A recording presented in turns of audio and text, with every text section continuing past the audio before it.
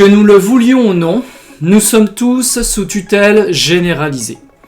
Nous dépendons tous d'organismes extérieurs pour notre confort, mais aussi pour notre survie. En effet, quand tu sors d'une longue journée de travail fatigante, tu n'as pas besoin de savoir chasser ou jardiner ou même cuisiner. Tu as juste à te rendre au magasin du coin, acheter tes barquettes en plastique que tu vas t'empresser de mettre dans ton micro-ondes, t'installer confortablement dans ton canapé avec ta télécommande et regarder donc ta télé-réalité préférée. Il en est de même pour ton travail. Contrairement à ton patron, tu n'as pas à réfléchir sur des choix stratégiques pour assurer la pérennité de l'entreprise. Ça, c'est ton patron qui s'en charge. C'est lui qui va décider dans quel fonds investir. Est-ce qu'il doit investir dans du matériel chez des employés ou bien dans des formations? Ça, ce sera son problème. Ce n'est pas le tien. Toi, tu as juste à exécuter une feuille de script pour toucher ta paye tous les mois, payer tes factures, tes impôts et être un heureux et honnête citoyen. Pour ta santé, c'est pareil. Tu as des établissements de santé qui prennent soin de toi.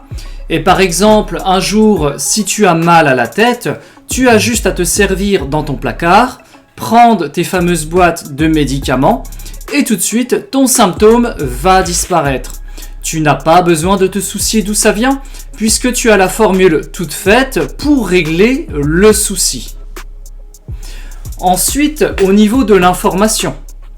Est-ce que tu as besoin tous les jours d'éplucher des revues scientifiques, de lire tous les journaux, les magazines, afin de savoir ce qui se passe dans ta ville, dans ta région, en France ou encore à l'international?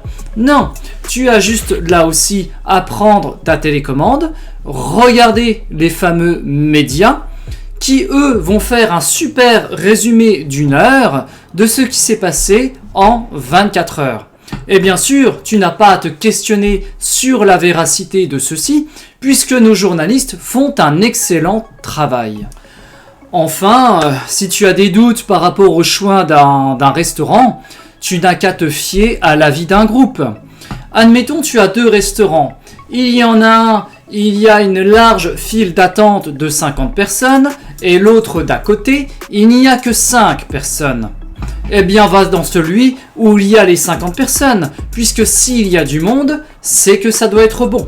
Donc, fie-toi toujours à l'avis du groupe, ne te questionne pas. Donc, tu l'auras deviné où je veux en venir sous ce ton ironique, en parlant de France sous tutelle, de citoyens sous tutelle, c'est simplement d'essayer de regagner notre indépendance, notre autonomie le plus possible. Je ne demande pas de nous marginaliser, loin de là. Je demande juste de faire un tri intelligent de l'information. Je demande juste à ce qu'on reprenne en main nos responsabilités. Un minimum. Par exemple, est-ce que tu as nécessairement besoin de savoir ce qui s'est passé, je sais pas moi, en Ouzbékistan? Est-ce que ça t'est vraiment utile? Déjà, premièrement, ça, tu peux balayer. Toi, tu te dis, ok, moi, ce qui m'est utile de savoir, c'est ce qui se passe déjà autour de chez moi. Le reste, bon, ok, ils sont peut-être malheureux, mais je ne peux rien y faire. Ça aussi, on pourrait se poser la question sur l'effet d'informations massives sur notre psychisme, sur nos corps. Nous ne sommes pas faits pour ça. Il n'y a finalement que peu de temps à l'échelle de l'humanité où nous avons accès à toutes ces informations de manière massive. Je pense que nos cerveaux ne sont pas adaptés à recevoir une telle quantité. Nous avons déjà du souci à nous faire pour nous, nos enfants, nos proches. Est-ce qu'il est nécessaire, franchement, d'en rajouter? Et surtout, qu'est-ce que tu pourras y faire? Parce que les gens malheureux, je sais pas moi, en Afrique, au Japon, où tu veux. Si déjà tu es un citoyen lambda qui gagne son salaire normalement, à part faire un don de temps en temps, et déjà, est-ce que cet argent va vraiment aller à l'association? Qu'est-ce que tu vas y faire? À part t'apporter un chagrin. Quel pouvoir as-tu sur ces gens? Si tu ne fais pas partie d'une association ou de la Croix-Rouge, tu ne pourras rien y faire. Et les médias ont tendance à faire culpabiliser aussi les gens. Ils leur font porter sur leurs épaules des choses dont ils ne peuvent gérer. Nous avons déjà affaire à un peuple qui est déprimé et fatigué constamment, et on en rajoute sans arrêt. Donc arrêtons déjà les dégâts et contentons-nous de prendre les informations qui nous sont vraiment utiles. Alors par exemple, par information utile, j'entendrais savoir par exemple cuisiner un minimum, ne pas se contenter de la cuisine micro-ondes. Déjà parce que premièrement tu vas faire du bien à ta santé, peut-être qu'au moment où tu vas cuisiner tu vas te rapprocher de ta famille, tu vas apprendre des choses, mais surtout tu vas te faire plaisir. Je pense qu'un plat cuisiné est quand même bien meilleur qu'un plat au micro-ondes. Et là, tu vas me sortir, oui, mais moi, quand je sors du travail, je suis épuisé, je n'ai pas forcément le temps de cuisiner. Ah ouais, mais t'as le temps de voir ta série sur la télé. T'as le temps de jouer sur ton application. Déjà, si t'économises toute cette partie, je pense que chaque minute que tu gagnes là-dessus, tu peux la passer, par exemple, pour cuisiner. Là encore, c'est une gestion des priorités et de ce que tu veux dans la vie. Pareil, lorsque tu as un petit mal de tête ou un petit mal de gorge, est-ce que c'est nécessaire de te jeter tout de suite sur la boîte de médicaments ? Et déjà, est-ce que tu as réfléchi à ce symptôme ? Par exemple, si tu as mal à la tête, c'est peut-être parce que simplement tu n'as pas pris assez l'air. Peut-être que tu as été en contact de fumée de cigarette toute la journée. Donc là encore, je ne te dis pas de jeter tous tes médicaments ou de ne pas faire confiance à la médecine, c'est pas ça. Ce que je t'invite justement à prendre conscience, c'est essayer de raisonner un petit peu. Il y a des choses que tu peux te passer. Ce n'est pas parce que ces choses sont à ta disposition directement et qu'ils apportent un confort immédiat qu'il faille se jeter dessus tout de suite. Parce que si tu es toujours dans le confort, tu ne seras pas habitué au dur. Tu ne seras pas habitué, entre guillemets, j'ai envie de dire, à la bataille. Et tout ça, ça affaiblit. D'être toujours dans une situation confortable, bien chauffé, bien nourri, bien logé, toujours des douches chaudes. Tout ça ne font que t'affaiblir.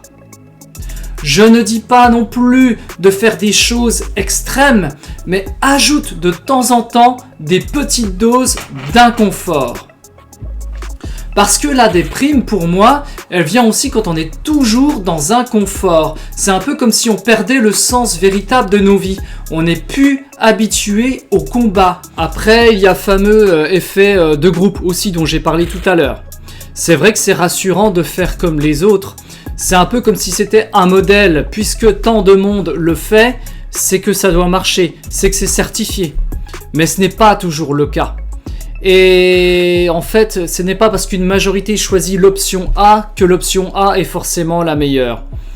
Et je te dirais même que si tu as tendance à suivre toujours l'avis des autres, un groupe, eh bien tu perds en leadership, tu perds en caractère. Et enfin, au niveau du travail, ce n'est pas parce que tu es en CDI depuis plusieurs années au sein de cette même boîte que ça va forcément se poursuivre comme cela pendant encore X années. Il faut que tu sois préparé à perdre un jour ou l'autre ton travail. Parce que ton patron, il peut faire un mauvais investissement. Il peut mettre, il peut mettre de l'argent sur des choses qu'il pense qu'ils vont lui rapporter, mais finalement, ça coule complètement le capital de l'entreprise.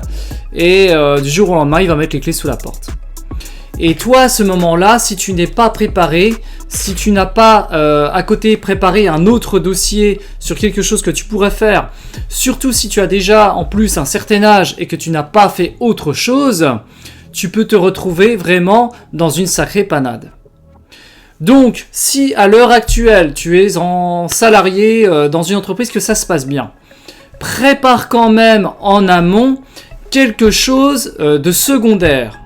Soit te former dans un nouveau métier, donc de reprendre une formation CPF, je ne sais quoi, au cas où, ou bien, comme moi j'essaye en train de faire maintenant, préparer un business secondaire où tu n'auras plus besoin finalement de dépendre d'un patron, c'est encore mieux, mais ça demande effectivement beaucoup plus de travail et c'est plus risqué parce que ça demande un investissement en temps et en argent et tu n'es pas sûr de le retrouver. Par contre, si ça marche, alors là, tu as ta carte que j'appelle autonomie. Et c'est tout l'objet de cette vidéo à laquelle je voulais te faire venir, c'est que chacun d'entre nous retrouve une autonomie au niveau de sa santé, au niveau de ses finances, au niveau de son traitement de l'information et au niveau de son rapport avec les autres. Parce que finalement, nous sommes tous englués, c'est comme un espèce de maillon. Nous sommes dépendants de l'information, nous sommes dépendants d'une certaine alimentation, nous sommes dépendants d'un qu'en dira-t-on. Mais finalement, quand est-ce qu'on est nous-mêmes? Quand est-ce qu'on mène notre barque comme on le souhaite? Et ça, c'est super important pour avoir justement des citoyens épanouis, des gens qui se sentent bien dans leur peau et non qu'on arrête de compter sur un gouvernement extérieur qui va apporter le soi-disant bonheur aux citoyens. C'est quelque chose qui n'arrivera jamais. Si nous comptons sur un organisme ou une personne extérieure pour apporter nos solutions, je suis désolé de te le dire, mais ça n'arrivera jamais. L'homme providentiel n'arrivera pas sur son beau cheval blanc. C'est à toi maintenant de faire les choses.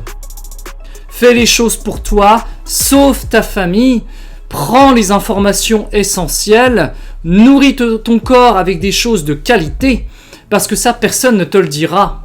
Et on ne va pas te le dire parce que ça n'arrange personne. Donc sois exigeant envers toi-même.